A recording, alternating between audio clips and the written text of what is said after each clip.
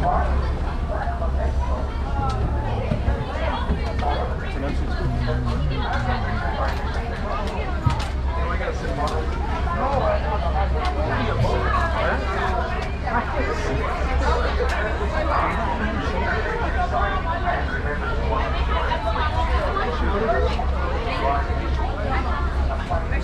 out, Frenzy. Gates are closing. You ready? Please watch your hands, arms, feet, legs as the doors to your right will now be sliding shut.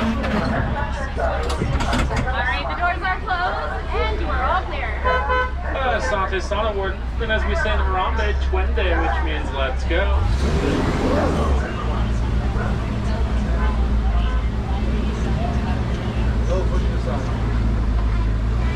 Jumbo friends, my name is Andrew and I'll be your safari guide to the Harambe Wildlife Reserve today. Alrighty, sorry about that. We are going to be embarking on our safari now. Once again, I ask that you remain seated at all times, keeping your hands, arms, feet, and legs inside the vehicle for the duration of our expedition, as well as keeping a good grip on any cameras, phones, and other personal items, as we will not be able to stop for anything that gets dropped. Finally, I do ask that you refrain from whistling or calling out to any of the animals out here on the reserve. Once the warden gives us the all clear to enter the reserve, we will be on our way. If you look up above your head, you'll see an animal spotting guide. We won't see all of these animals, but we're usually pretty lucky with seeing quite a few. And the warden has given us the all clear. We're going to start things off heading into the Little Aturi Forest, which is home to shire creatures that like to stay more concealed back behind the brush. But I bet I'll be able to find some for us. Right up on the hill. There's the sport. There he is. Starting things off on our right side, we have an okapi. Many people believe the okapi to be a relative of the zebra due to the striping on its hindquarters and legs, but it's actually the closest relative of the giraffe, which we can tell based on its head shape. It has a very similar skull structure to the giraffe. Okapis have long prehensile tongues that they use to grip the leaves off of bushes that they eat so many of. These tongues are actually long enough that they can use them to lick their own eyes. Okapis were first discovered by Westerners in 1901, which is the same year that Walt Disney was born.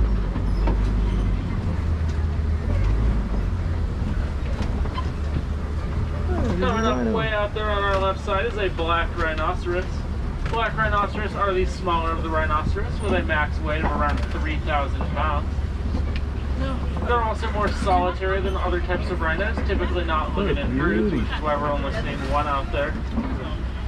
Unfortunately, there are only about 5,000 black rhinoceros remaining due to poaching. They're commonly poached for their horns, which some people believe are made out of some sort of special material.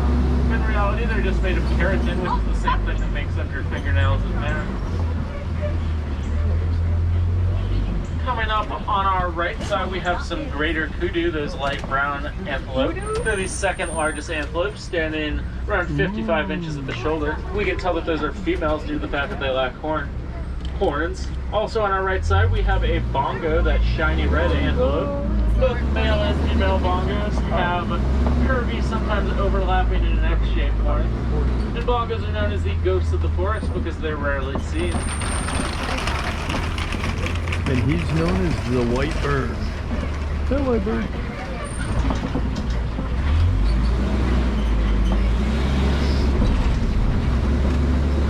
We're now making our way out of the Little Aturi Forest over into the Safi River, which is home to aquatic animals such as the Nile Crocodile and Nile Hippopotamus. Nile Hippopotamus are nocturnal, which means that they should be waking up here just about any minute. Sea horses. And as a matter of fact, down in the water on our right side, we have some Nile Hippopotamus. Nile Hippopotamus are able to stay submerged for up to 8 minutes on a single breath. They are able to swim, however they usually choose to walk or bounce along the surface beneath the water. Now, hippopotamus do spend a serious majority of their time in the water, typically only coming up onto land to feed. They are herbivores, so they have to come up to land to eat grass. We have another hippopotamus down in the water over on our left side. Several of them, actually. One in the front and in the back. We also have a flock of pink-backed pelicans. See them walking. Pink-backed pelicans are the smallest of the pelican species. They're also the only ones that build nests in trees. Their name comes from a very faint pink secretion on their backs that's spread through preening, which is basically grooming for birds.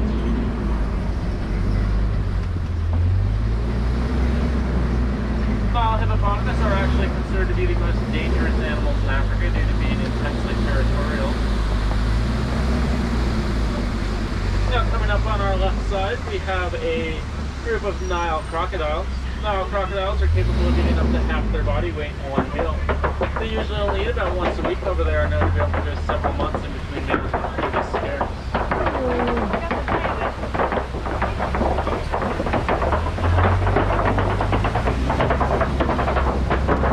An interesting fact about the Nile crocodile is that both males and females will roll their eggs around in their mouths to help them hatch.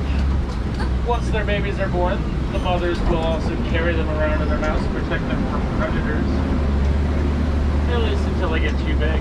One of their most common predators is actually other crocodiles. We're now heading out of the Safari River and over into the savanna, which is the largest region of Harambe Wildlife Reserve.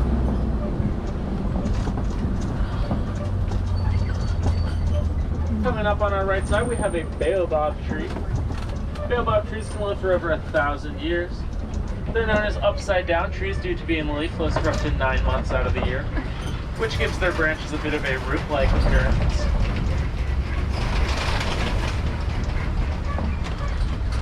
We're now heading out onto the savanna, which is home to some of the most iconic African animals we have here on the reserve, such as the Maasai giraffe, Hartman's mountain zebra, and maybe even some African elephants.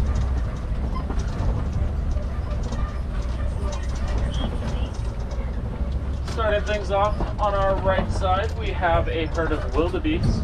You'll see just about more wildebeest out here on the reserve than any other animal. They live in herds of 10 to 1,000 and participate in a great migration of up to 1.5 million across 1,000 miles of Africa annually. Wildebeest are otherwise known as gnus, spelled G-N-U-S. And the name wildebeest comes from the Afrikaans words for wild beast. Afrikaans is the language spoken by the Dutch settlers of Africa. Coming up on our left side, we have some African painted dogs. African painted dogs typically live in packs of 5 to 15, and every individual is known to greet every other individual personally every morning. African painted dogs are known as the most successful hunters in Africa with a roughly 80% success rate. And people often confuse them with hyenas. However, hyenas are actually more closely related to cats than dogs.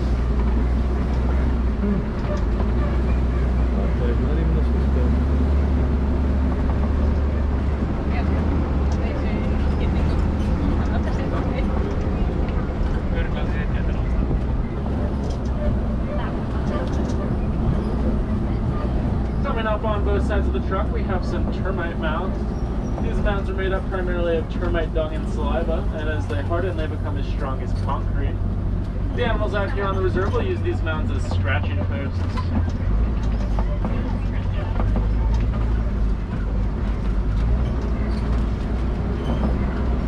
You'll notice that none of these trees have any leaves remaining on them until about 20 feet up. This is a sign that we may have some very tall animals in the area.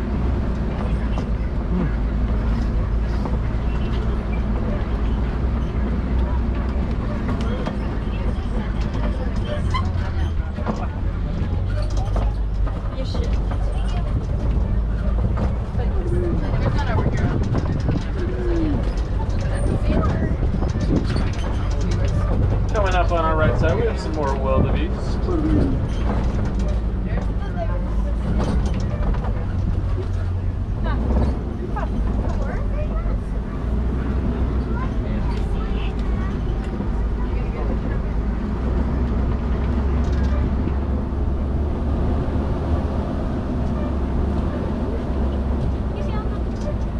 Coming up on our right side, we have several Maasai giraffes. Maasai giraffe can grow to be 20 feet tall, making them the tallest animals here on the reserve. We can tell that they're Maasai giraffes due to their spots. Their spots are more spread out and less well-defined than other giraffe species. One of their key characteristics are their long necks, but despite being so long, they only have 7 vertebrae in those necks, just like humans. Another key characteristic of giraffes are their ossicones, those bony prominences on top of their heads. Both males and females have ossicones, but they're, despite resembling horns, they're technically not due to being covered with skin and fur.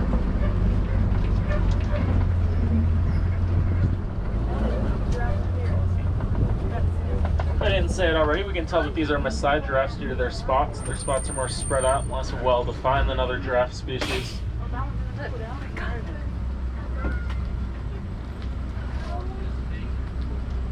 When giraffe babies are born, they fall about 6 feet.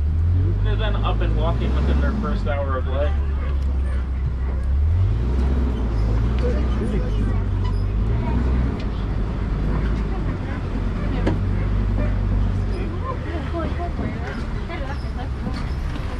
Oh, we gotta find them. Grab whatever you need.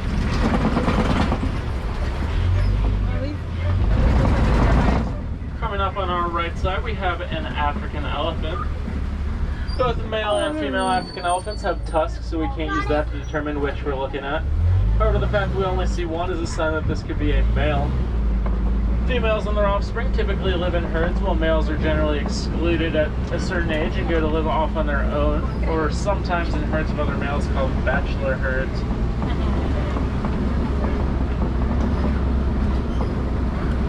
Work at the Disney Conservation Fund has found that African elephants are actually extremely afraid of bees due to having very sensitive skin. So if an African elephant detects bees in an area, it will alert the other elephants in its herd. They'll then effectively permanently avoid that area.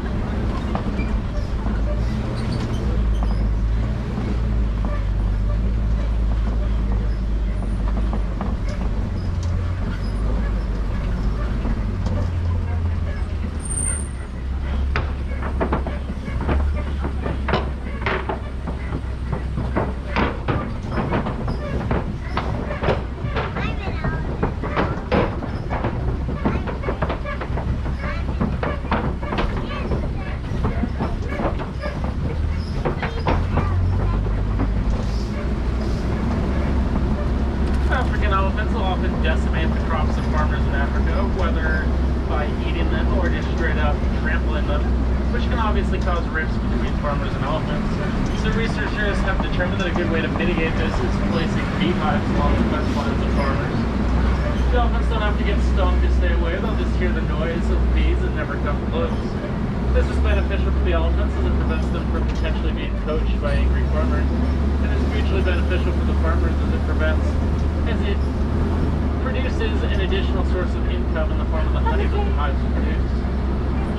Off in the distance, across the savanna on our left side, we have some more African elephants. You'll see them flapping their ears around. They do this as a form of thermoregulation, aka to stay cool. Should have a closer view of them here momentarily.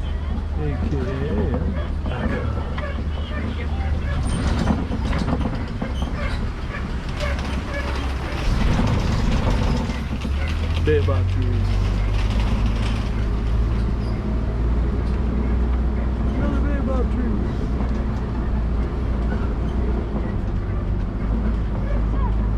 You'll notice that elephant has some dust on its back. African elephants will scatter dirt and dust on their backs to work as a form of natural sunscreen. We'll also have another view of a Maasai giraffe off to our right side, as well as some Ankoli cattle. Those massive horns can grow to be 5 feet long, but they aren't as heavy as you might expect. They're hollow, unlike some other horns, and they're filled with a honeycomb-like substance that allows them to diffuse blood through their horns to thermoregulate. Ankoli cattle are one of 2 domesticated animals here on the reserve. They're otherwise called Watusi cattle after the Watusi tribe of Africa, which first domesticated them. Coming up on our left side, we have a flock of greater flamingos. Greater flamingos are the lightest shaded pink of all flamingo species. When they're born, they're a light gray color, and they then gain their coloration around 1.5 years of age from the vast quantity of brine shrimp that they consume, which are high in keratin. Some fun flamingo facts are that babies are called another elephant out there. And flocks are called flamboyances.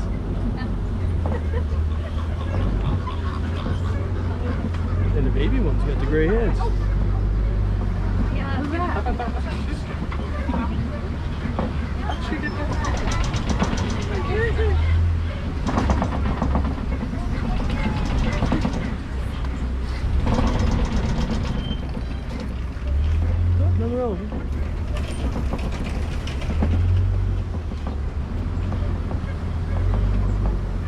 up on our left side are some divots in the mud called wallows.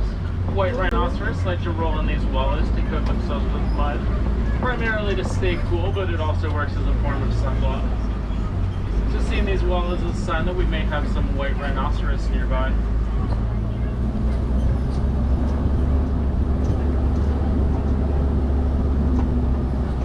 In the mud.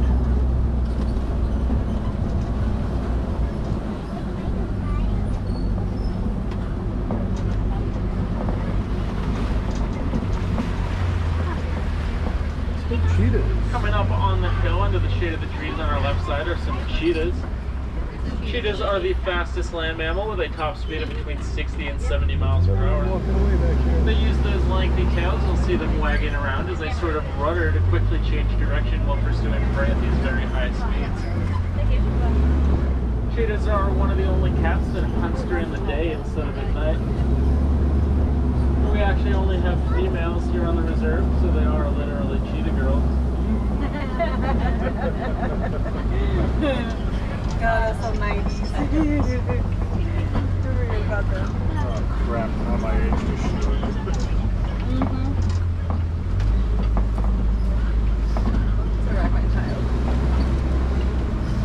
Coming up ahead and shortly to be on our left side is a Kopi rock formation, which inspired the Pride Rock in the 1994 film The Lion King. As a matter of fact, we have a male lion awake up there, which is pretty rare. Lions are inactive for up to 20 hours of the day, which doesn't necessarily mean sleeping. They may just be lounging around, watching over their territory. Mom, look what I got. A male lion's mane can weigh as much as 40 pounds. Despite that regal and powerful appearance, it's actually the lionesses that do the hunting for the lions. The lionesses will go out at night to hunt while the males stay back to watch over the territory. We are going to be holding once again for some animals on the road ahead, but hopefully we won't be stopped for as long as last time. Lay down. Huh? The lion went to go lay down. Yeah, even he's tired of our shit.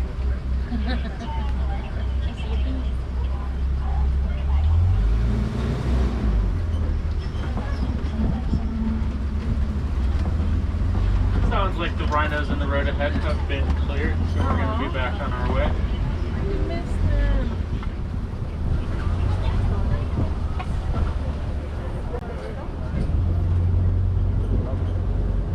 It's like thunder coming in.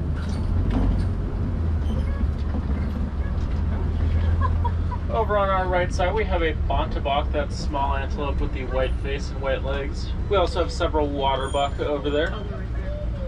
Waterbuck are named for the inordinate amount of water that they consume compared to other antelope of their size. We also have a couple white rhinoceros coming up ahead. Hopefully they don't decide to step back into the road. Yeah.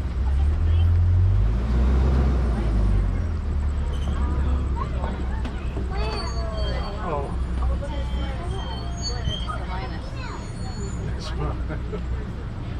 White rhinoceros are the larger of the rhinoceros species with a maximum weight of around 5,000 pounds. They're also more social than other rhinoceros species, typically living in herds of males, females, and their offspring. Taking the baby. It's protecting her baby. If you would get away from my baby.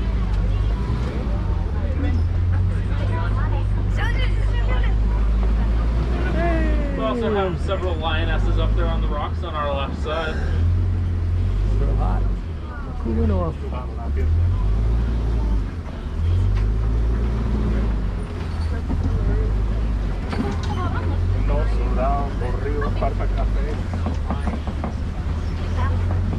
Some Pumbas. Where's Pumbaa? Not seeing any warthogs right now, but I do see some Warthog Burrows, those huge holes dug into the sides of those hills. When warthogs are threatened, they'll back themselves into those holes and point their roughly 5-inch tufts out to defend themselves. Coming up on our right side, we have another view of those waterbuck and that bontebok. I'm not seeing any ostriches, however I do see an ostrich's nest. In addition to being the world's largest birds, ostriches also have the world's largest eggs. Those eggs can weigh up to 3 pounds, which is roughly equivalent to 2 dozen chicken eggs. Those eggs are actually sturdy enough that they can support the weight of a human staying on them without breaking.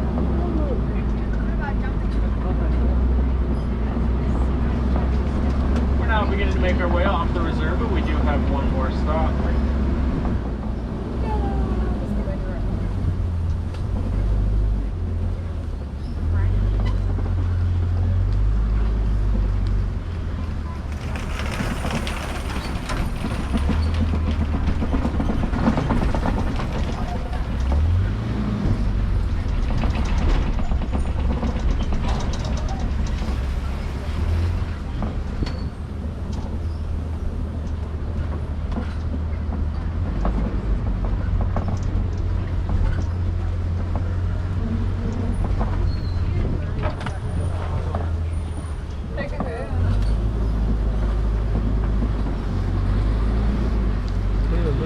Perch in the warden's outpost, where he's been working on one of those beehives I was talking about, that yellow box next to that yellow barrel.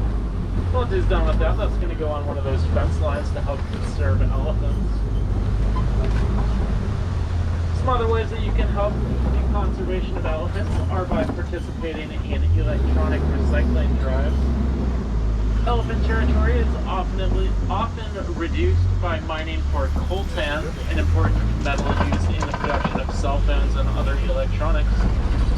So if you recycle electronics, you can help conserve elephant territory.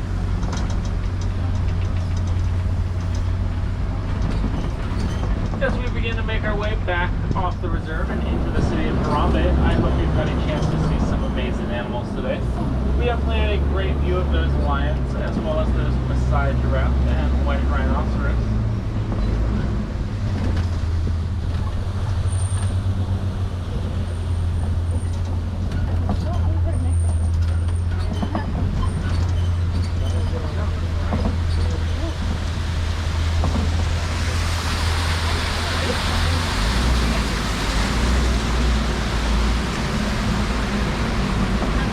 Any wilderness explorers aboard today, you're getting more of these simple ones.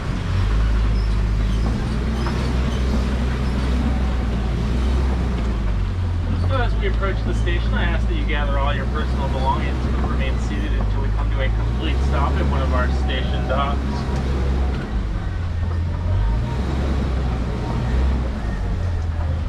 Here in Harambe, we don't like to say goodbye, as it's a bit too sad and final. Instead, we like to say to Kwaherini, which means to go well.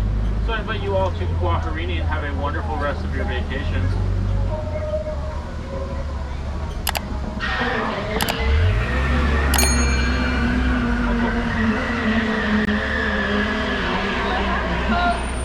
Please watch your hands, arms, feet, and legs. The doors to your right will now be sliding up.